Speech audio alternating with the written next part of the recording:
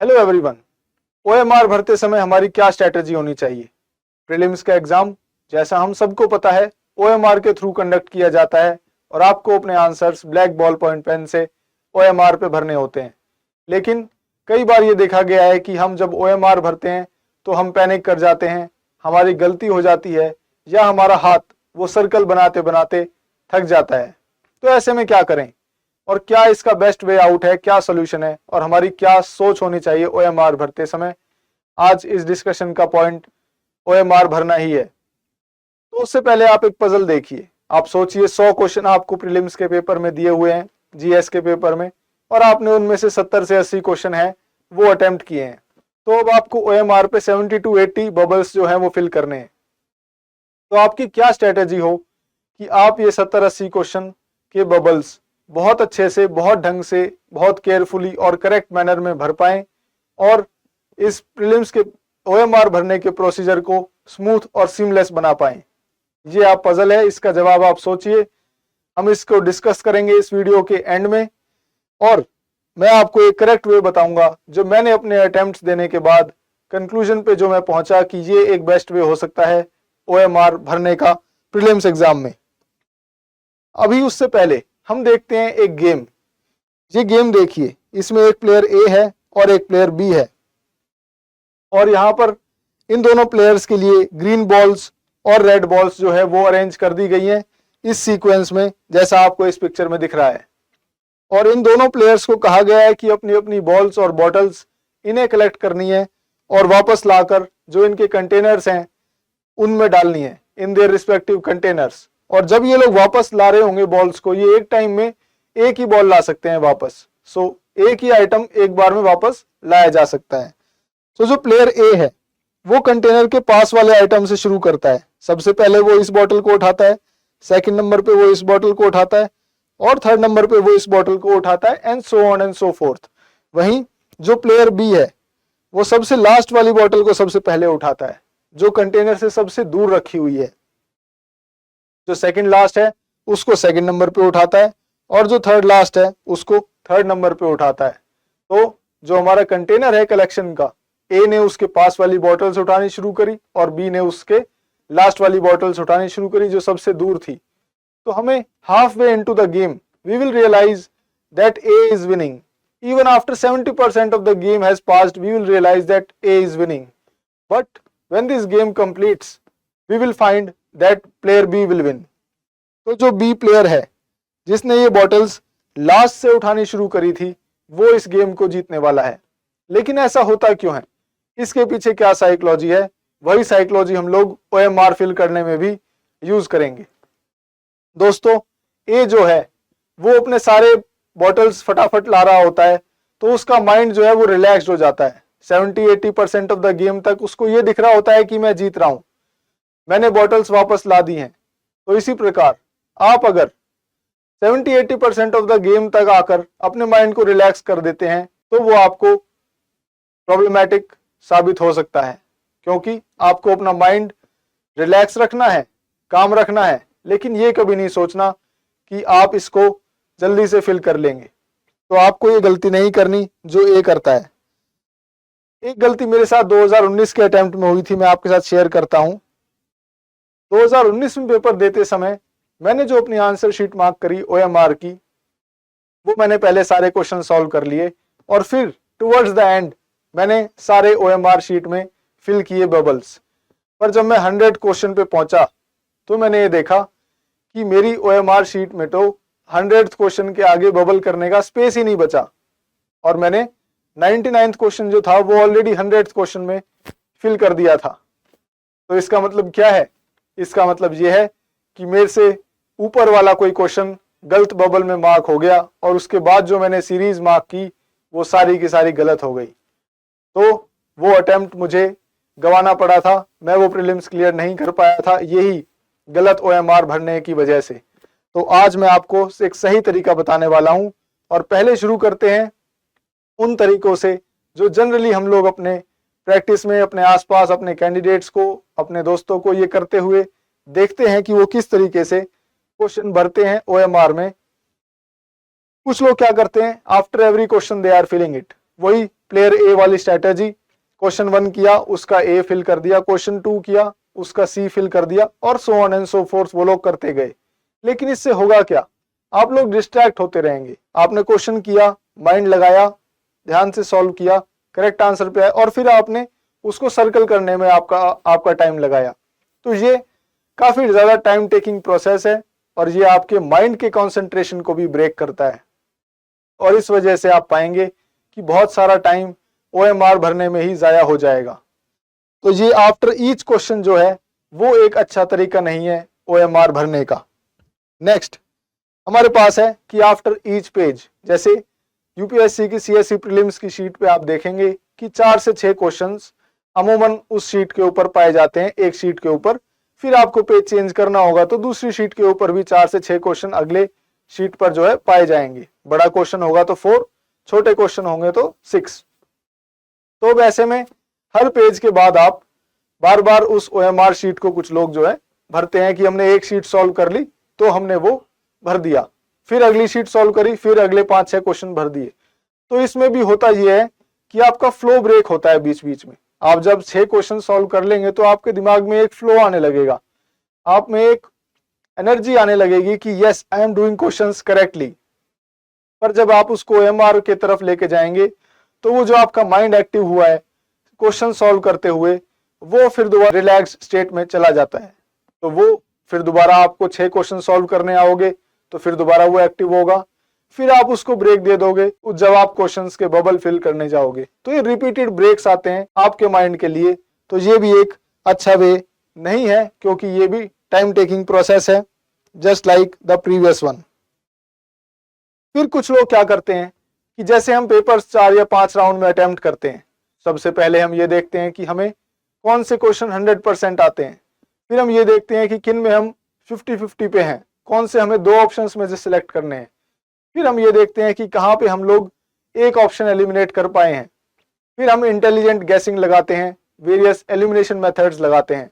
तो ये सब करते करते जब आप 4 से 5 टाइम में 4 से 5 आइट्रेशन में इस क्वेश्चन को सॉल्व करेंगे, और हर आइट्रेशन के बाद आप जब OMR भरने के लिए जाएंगे तो दोस्तों आप ये पाएंगे कि आपका आधा समय पेज पलटने में ही जाया हो जाएगा, क्योंकि तीसरी या चौथी आइट्रेशन में आपने हार्डली 10 या 12 सवाल किए होंगे, लेकिन वो 8 या 10 या 12 सवाल OMR में भरते टाइम आपको ये हाईलाइट करना होगा अपना पेज पलट पलट कर कि कहाँ से मैंने किया था, कि ओके मैंने 13 सवाल किया था, फिर मैंने 24 सवाल किया था।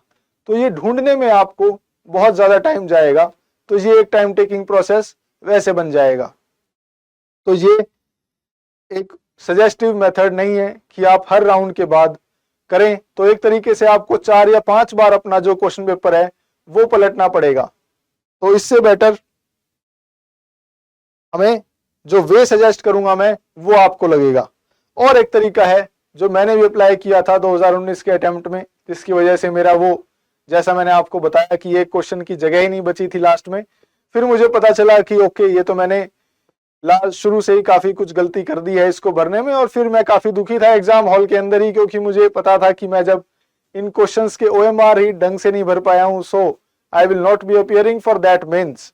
तो लास्ट में आप भरेंगे तो कभी कभार ऐसा भी होगा कि आपने भरा ही नहीं, आप क्वेश्चन सॉल्व करते ही रह गए, आपने क्वेश्चन पेपर पे टिक कर लिए, लेकिन जो एग्जामिनर है वो आपकी शीट लेने आ गए, क्योंकि आपके 2 घंटे खत्म हो गए, और जब आपके 2 घंटे खत्म हो जाएंगे तो आपसे OMR शीट ले ली जाएगी। तो मैंने काफी बार बच्चों को ये रिक्वेस्ट करते हुए देखा है लास्ट में कि मैम प्लीज 5 मिनट दे दीजिए, सर प्लीज 10 मिनट दे दीजिए सर्कल्स फिल करने के लिए। लेकिन अगर एग्जामिनर स्ट्रिक्ट होते हैं, जो कि जनरली होते भी हैं, तो वो ये एक्स्ट्रा टाइम आपको नहीं देंगे। तो आपने अपनी तैयारी करनी है ऐसी कि आप 2 घंटे में ही 100 क्वेश्चंस देख सकें, पढ़ सकें, समझ सकें, सॉल्व कर सकें, और करेक्टली उनको OMR में भी भर सकें।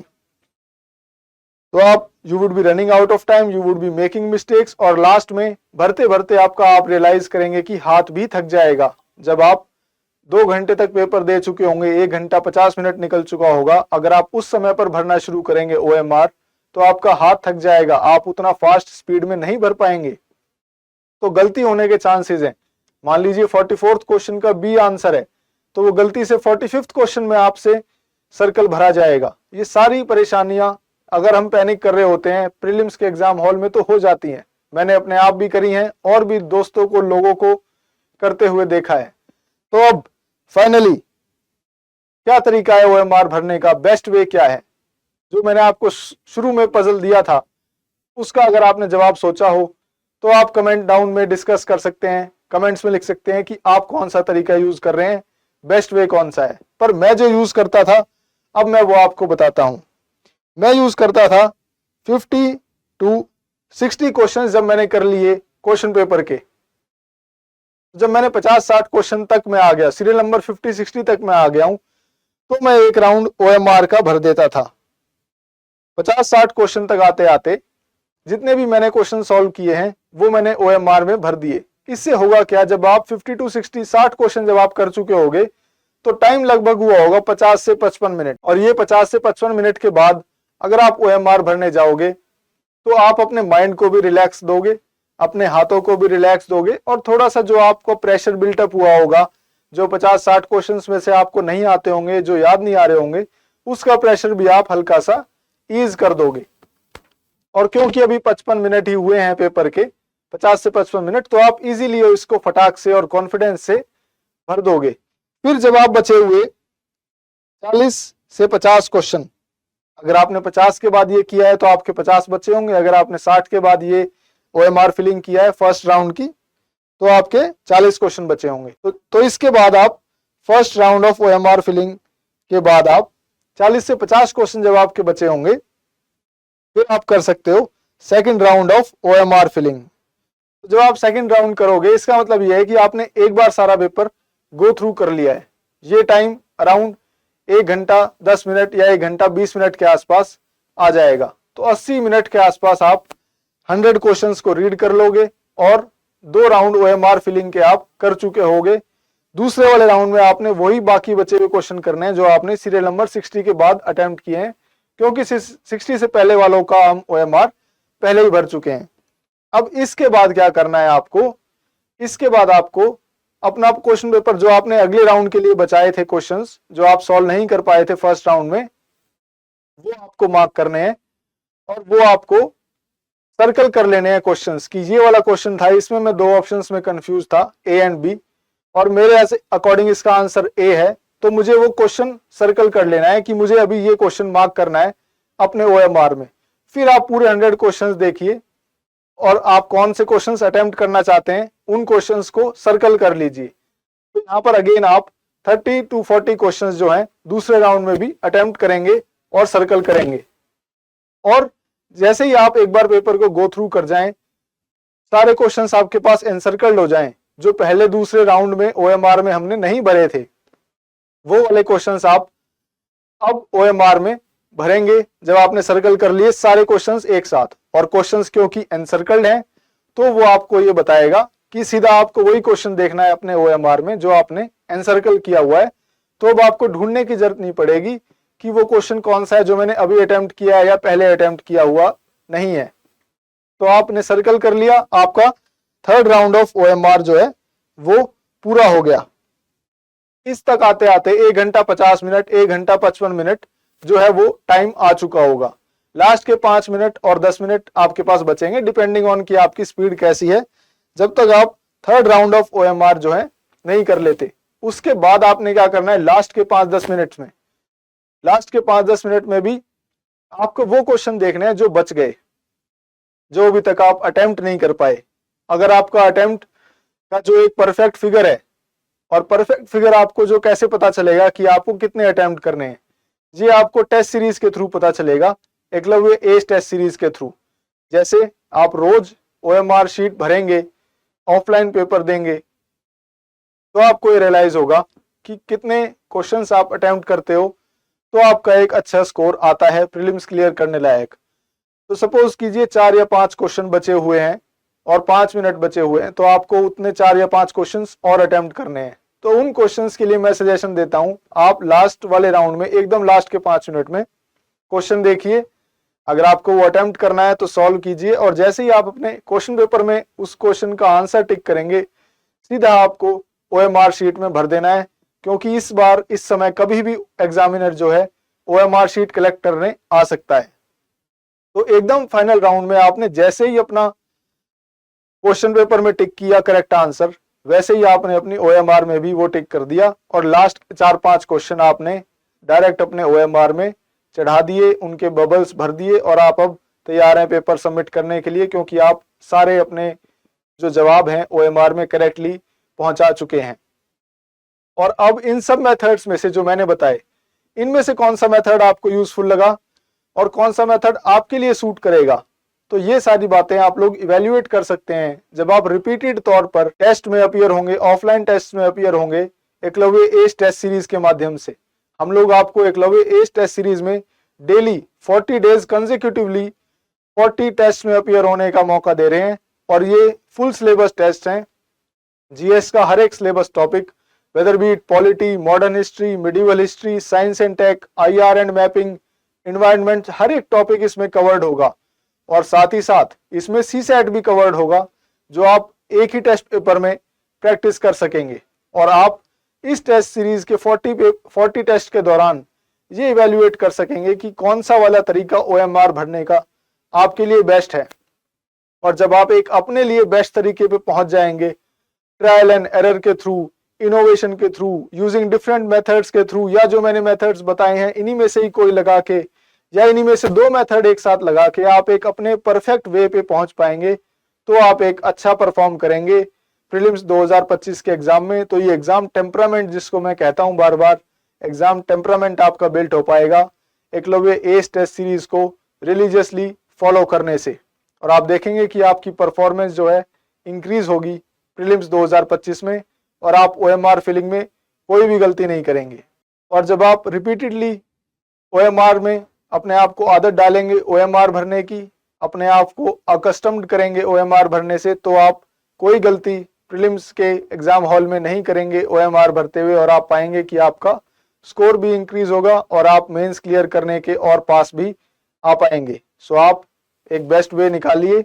इस वीडियो के माध्यम से मैंने आपको तरीके बताए कि कैसे OMR भरनी चाहिए। आई होप आप इसको यूज करेंगे एकलव्य एज टेस्ट सीरीज में और इंक्रीज करेंगे अपने स्कोर्स को और OMR भरने में कोई भी गलती नहीं करेंगे। Thank you so much.